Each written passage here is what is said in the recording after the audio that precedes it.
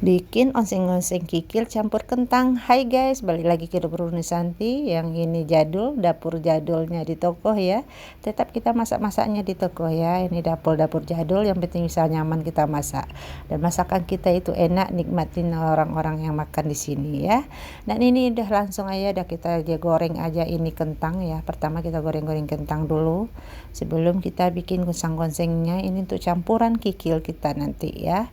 Dan ini kikilnya udah kita rebus juga di sebelah, dan ini udah empuk, udah mulai matang.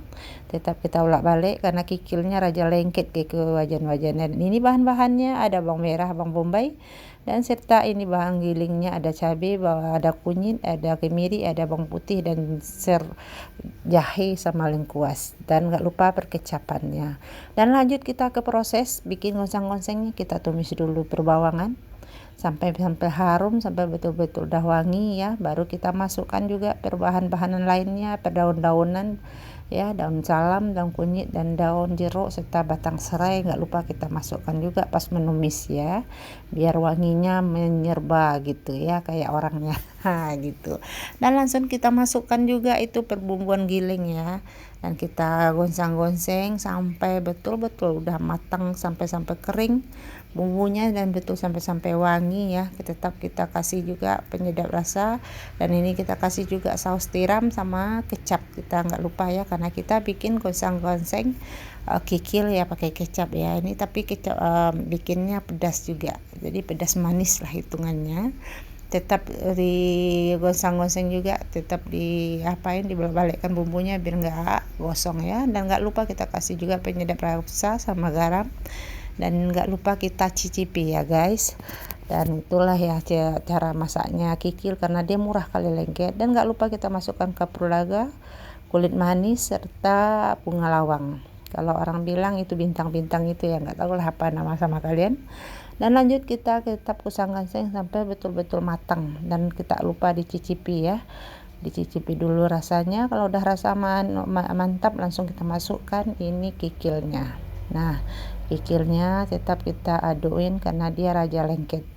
Dan nggak lupa kita tambahin juga sedikit, ini terlalu kering, kita tambah dengan air biar kikilnya menyatu sama bumbu gitu, karena dia murah juga, cepat dia keringnya gitu. Langsung dibolak-balikkan, tambah lagi sedikit lagi airnya biar dia menyatu bumbu sama kikilnya. Tetap dibolak-balik sampai betul-betul matang, sampai betul-betul menyatu bumbu sama kikil tadi ya. Dan ini ditengoknya memang simpel, tapi agak repot juga kalau rasa. Dan nggak lupa kita cicipi rasa gitu. Dan lanjut kita goncang-gonceng sampai gitu, dan nggak lupa kita cicip. Dan rasanya udah matang, udah menyatu, dan ini merasa kurang, kita tambahin lagi kecap. Ini kecap manisnya kita tambahin sedikit lagi, ini agak kepedasan, jadi tambah manis, jadi pedas manis, jadi enak ya, lemak gitu. Dan tetap kita koreksi rasa, kalau masih kurang rasanya kita tambah lagi gitu. Itulah kalau kita masak bukan profesionalnya ya, terpaksa sering-sering rasa, sering ditambah ya. Dan lanjut kita goseng-goseng ini daripada lengket di bawah ya. Tetap tangannya goyang-goyang terus, mengaduk-aduknya nggak sampai matang ya, tangannya nggak pernah diam gitu. Dan ini rasanya udah matang, tinggal kita masukkan itu kawannya tadi, kentang yang udah kita goreng ya, kita masukkan. Berarti ini kalau udah masuk kentangnya, berarti dia nggak lama lagi udah selesai kita kerjanya di dapur. Ini tetap kita balikkan biar menyatu kentang sama kikilnya.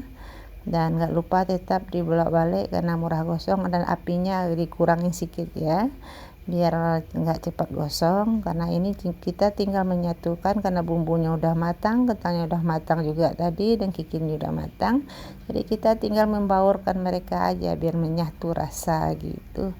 Dan alhamdulillah udah selesai aja kita masak ini, dan ini udah hasilnya kita masak hari ini. Dan sampai